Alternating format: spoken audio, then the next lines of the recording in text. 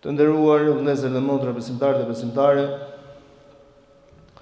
profeti ynë i dashur në një fjalë të tij na drejtohet me disa këshilla, ku fillimisht është drejtuar sahabiut të nderuar Abu Hurajres radhiyallahu anhu për t'i përcjellë ai tek të gjithë muslimanët për të qenë këshilla të vlefshme dhe të dobishme për atë i cili i zbaton deri në ditën e Kiametit. Tregon sahabiu i nderuar Abu Hurajra radhiyallahu anhu dhe thotë: teksa qëndronin me pejgamberin sallallahu alaihi wasallam një ditë prej ditësh, na u drejtua dhe tha: kush prej jush i merr këto këshilla, punon me to, apo ja përcjell atij i cili punon me to? Thotë Abu Hurajra radhiyallahu anhu, e ngrita dorën dhe thash: unë, o i dërguari i Allahut. Tha: më kapi për dorë dhe numëroi 5 të tilla.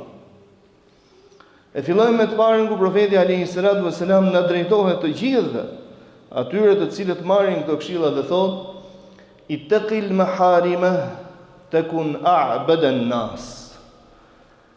Qëndroj larg gjërave të ndaluara haramit, të jesh njeriu në gradën më të lartë të adhurimit.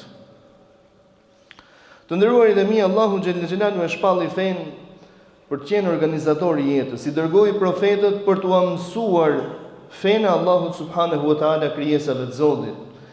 I dërgoi për të qenë si pishtar ndriçues në errësirën e kësaj dynjaje, në errësirën e ignorancës, në errësirën e idhujtarisë. E pikërisht me të fundmin e tyre, me hënën e tyre, profetin alayhi salatu wassalam e dërgoi në një vend dhe në një kohë ku monoteizmi dhe njësimi i Allahut subhanahu wa taala thuajse nuk ekzistonin, ku njerëzit për Zot kishin ato që e ndërtonin me duart e tyre. Madje ndër gjërat e habitshme është se arabët, aty ku u dërguar profeti alayhi salatu wassalam, kishte prej tyre të cilët ndërtonin zotrat e tyre, idhujt e tyre, i ndërtonin prej hurmave, dhe kishte prej tyre të cilët ndërtonin idhujt e tyre ose zotrat e pretenduar i ndërtonin prej hurmash. Dhe kur i kaplon dhe thoturia, nisnin dhe hanin zotrat të cilët i kishin ndërtuar për t'i adhuruar apo për t'i lutur atyre, rujna Zot. E pikërisht në këtë shoqëri u dërgua profeti ynë i dashur. Në një shoqëri të zhytur në idhujtari, në pabesi, në një shoqëri që nuk kishte fe, dhe erdhi dhe u mësoi këtyre fenë. Kuntum khayra ummatin ukhrijat lin-nas. I shndroi në të tillë që Allahu subhanahu wa taala dëshmon për atë shoqëri dhe thotë: ju ishit ummeti më i mirë i dalë ndonjëherë në faqe të dheut. Ta'muruna bil ma'rufi wa tanhauna 'anil munkar. Duke urdhëruar për të mirë dhe duke ndaluar nga e keqja. Nëse nuk do të kishte njerëz të cilët pasonin në urdhërimin për mirë dhe ndalimin nga e keqja, nuk do të kishte të tillë të cilët ju përmbanin këtyre kushteve apo këtyre fjalëve dhe urdhëresave. A do të ishte nevojshme që Allahu domethënë t'i vlerësonte dhe t'i cilësonte se është ummeti më i mirë i dalë mbi faqet dheut, ndaj u shndrua në një shoqëri nga idhujtare në monoteiste, ku gjithçka ishte Zoti, i dërguari i Allahut dhe libri i Allahut subhanahu wa taala kishte prioritet në çdo do dëshire dhe egoje personale. E për ta kompletuar këtë, pasi mbaroi me pjesën e parë, më të rëndësishme, me patjetër, që ishte pjesa e besimit dhe është pjesa e besimit deri në ditën e Kiametit, u fokusua tek pjesa e dytë, tek pjesa e marrëdhënieve shoqërore me njëri tjetrin. Allahu subhanahu wa taala në Kur'anin e tij famlar na drejtohet dhe thotë: ja ayyuhalladhina amanu udkhulu fis-silmi kaffa wa la tattabi'u khutuwati ash-shaytan innahu lakum aduwwun mubin. O ju të cilët keni besuar, përgjegjësia shkon mbi ata të cilët zgjodhen të jenë në krah të besimit të Allahut subhanahu wa taala. O ju të cilët keni besuar, hyni në fe tërësisht. Çfarë do të thotë hyni në fe tërësisht? Duke pranuar urdhrat e Allahut dhe duke ju bindur ndalesave, pra duke qëndruar larg ndalesave të cilat na kanë ndaluar prej tyre. Mos ju afroni haramit, pra. Dhe mos pasoni, thot, hapat e shejtanit, më të vërtetë ai shejtani është armik i hapur për njeriu. Me të vërtetë shejtani është armik i hapur për një njeriu deri në kiamet, deri në ditën e fundit. Nuk heq dorë, përpiqet maksimalisht për të shtuar i thtarët e tij, ata të cilët do të renditen për krah të tij për të shkuar së bashku me të në xhenem, rujna Zot dhe mos na bëjë Zot prej tyre. Ndaj dhe profeti alayhi salatu wassalam, roli i tij ishte reformator, ndaj dhe i drejtohet besimtarëve, dëshiron të jesh njeriu në gradën më të lartë të adhurimit, duhet të qëndrosh larg haramit. Nuk bën asesi të jesh një pasues i drejtë i kësaj feje, aq më tepër i mësimeve të njeriu të model të profetit alayhi salatu wassalam, nuk bën asesi që rrobat të cilat je veshur me to të jenë prej haramit, të jesh i ushqyer prej haramit, të notosh dhe të lundrosh në haram, sepse profeti alayhi salatu wassalam e ka përshkruar atë person të cilit nuk i përgjigjet Allahu lutjeve të tij duke thënë o mat'amuhu haram, o mashrabuhu haram, o ghudhiya bil harami fa anna yustajaba lah. Ushimin dhe pijen i ka prej haramit, veshjen e ka prej haramit, i gjithi është ndërtuar në haram, nga ti përgjigjet Allahu subhanahu wa taala një njeriu të tillë. Ndaj kërkon prej njeriu, prej besimtarit, prej muslimanit, për të kompletuar besimin e tij, por për gjysmën e dytë të besimit, që është adhurimi i Allahut subhanahu wa taala, kërkon me ngulm që ti përmbahesh urdhrave të Allahut dhe ndalesave të tij. Urdhrave të Allahut duke i zbatuar siç kërkon Allahu prej nesh, dhe ndalesave duke qëndruar larg gjërave të cilat na i ka ndaluar Allahu subhanahu wa taala dhe i dërguari i tij. Një ditë prej ditësh tek shëtiste, në një shëtitje verifikuese dhe inspektuese në një ndër tregjet e Medinës, profeti alayhi salatu wassalam ndër të tjera, teksa kontrollonte produktin e një prej tregtarëve aty, i cili shiste miell, vuri re se pjesa e lartme e produktit, domethënë ishte i thatë mielli, ndërkohë që poshtë ishte i lagur. I thotë o filan, çfarë bën kështu? Thotë i dërguari i Allahut, mazu shiu bereqetin. Ktu është sprova e besimtarit. Sprova e besimtarit është që ti mbështetet Allahut subhanahu wa taala në gjithçka që Allahu ka kërkuar prej tij dhe ti dorëzohet Allahut subhanahu wa taala në të gjitha sprovat të cilat kanë ardhur prej tij. Mazu shiu bereqetin, thotë i dërguari i Zotit. Profeti alayhi salatu wassalam vendosi një rregull për të gjithë besimtarët duke thënë men ghasha falaysa minna aw man ghashana falaysa minna.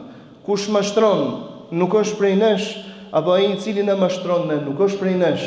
Kërkoj një transparencë, kërkoj që njeriu të qëndrojë sa më larg haramit, të dyshimtës. Dhe kjo ishte ajo që e bëri brezin e profetit alayhi salatu wassalam brezin e art, brezin më të mirë, sepse në gjithçka që ishte dyshimt, jo e ndaluar haram, por që kishte pikpyetje apo gëzonte dyshime, ata ishin njerëzit që qëndronin më larg saj. Kjo dynja të nderuarit e mirë është sprovë, ajo është disa çaste sado gjatë jetosh në të.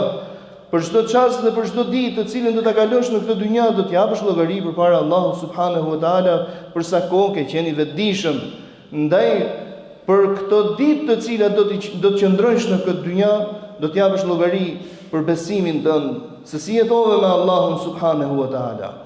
Vallë kur të sprovoj, a qëndrove i palëkundur siç duhet të qëndrojë besimtari, apo të mori vazhda e jetës dhe lumi i saj në turbullirat e ndryshme që ka. Kur bëhet fjalë në marrëdhënien tënde me të tjerët, me krijesat e Allahut subhanahu wa taala, valla usolla ashtu siç kërkon Zoti prej nesh, të sillesh me tjetrin ashtu siç do të dëshiroje që ai të sillej me ty, apo usolle duke ju bindur egos tënde, duke ju bindur unit tënd dhe duke kërkuar me çdo kusht që të sundoj dhe të mbizotroj uni tek ty ndaj të tjerëve. Të nderuarit e mi, të jesh njeriu më adhurues ndaj Allahut do të thotë të jesh njeriu më pranë Zotit. Dhe për të qenë më pranë Zotit lipset, ti përmbahesh asaj që Allahu urdhëron, të furnizohesh me halallin që Allahu urdhëron dhe të qëndrosh larg haramit, aq sa qëndron lindja me perëndimin, aqulu ma tasma'un wa astaghfirullaha al-azim li wa lakum fa ya fawza al-mustaghfirin. Allahumma salli ala Muhammadin wa ala ali Muhammad kama sallaita ala Ibrahim wa ala ali Ibrahim fil alamin innaka Hamidun Majid. Allahumma barik ala Muhammadin wa ala ali Muhammad كما باركت على إبراهيم وعلى آل إبراهيم في العالمين إنك حميد مجيد بر. وارض اللهم عن الأربعة الخلفاء السادة الحنفاء ساداتنا وموالينا الكرام سيدنا أبي بكر وعمر وعثمان وعلي. وارض اللهم عن سائر الصحابة والتابعين والتابعين بإحسان إلى يوم الدين اللهم آمين. Ajo që Zoti kërkon prej nesh, të qëndrojmë vazhdimisht besimtar. Për sa i përket çështjeve të besimit, me krenari të themi lekum dinukum waliya din. Ju keni fen tuaj, un kam fen time. Të krenohesh me Islamin do të thotë të krenohesh me zbatimin e tij, jo për të justifikuar veprimet e tua personale dhe për ta shndruar fen në një lloj privatizimi, një lloj kompanie ku ti fut në të këtë dëshiron dhe nxjerr prej saj këtë dëshiron. Feja është e Allahut subhanahu wa taala dhe ne jemi urdhëruar që të gjithë që të jemi robër të Allahut. Profeti alayhi salatu wassalam ftoi në virtytet dhe në modelet më të larta. Ftoi të jemi besimtar të denj. Na ftoi që të bashkohemi rrugës tij për të shkuar në xhenetet e larta, xhenetet firdaus të prirur pikërisht nga ai. Por të nderuarit e mi, në xhenet nuk shkohet pa sakrifica. Xheneti ndërtohet këtu në dynja. Është dynjaja ara e ahiretit, ara e xhenetit.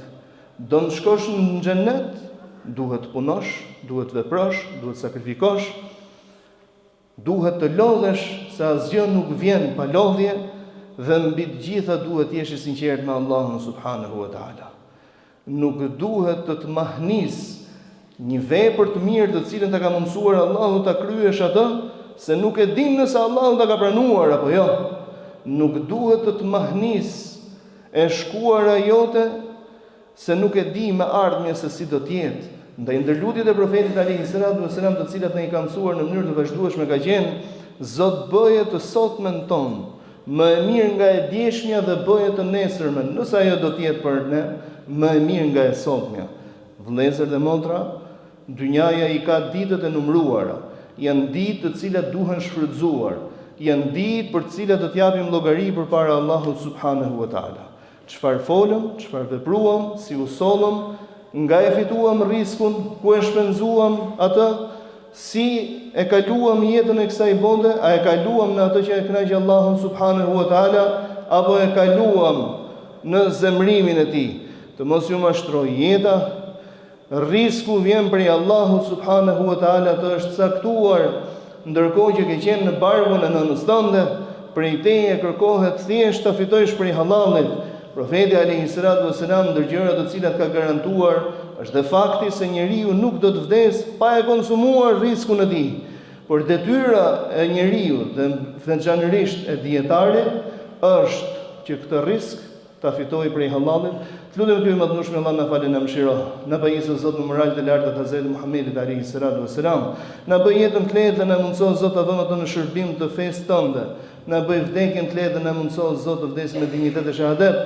Të lutem ty i madhnuar, shmi Allah, na furnizosh prej hallallit dhe ta bësh ato të dashur për zemrat tona.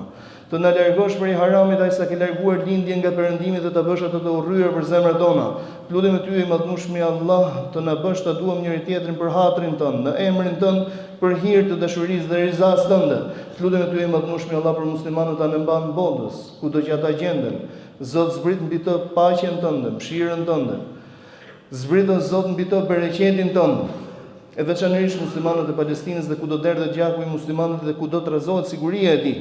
Të lutem ty i madhnueshmi Allah të na i falësh gjunahet tona, të na i lehtësosh brengat dhe hallet tona, ti shërosh të sëmurit në mesin ton dhe ata të cilët na përkasin ne dhe janë krijesat e tua. Të lutem ty i madhnueshmi Allah, sikurse na mundsove të mbledhemi këtë ditë begat, në këtë vend begat, me madhruar madhrinë tënde nëpërmjet shprehjes së këtij adhurimi të faljes së namazit të xumas. Na mundso Zot që të gjithë bashku bashkë me familjet tona, fëmijët tanë, dashamirët tanë, të cilët të gjithë ato të cilët i duam dhe na duan për hatrin tënd, të na tu bësh në xhenetet e larta, në xhenetet firdaus, me kryet të dashurin e zemrave tona Hazreti Muhammedin alayhi salatu wassalam. Amin Allahumma amin.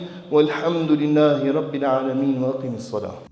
أشرقت نفسي بنور من فؤادي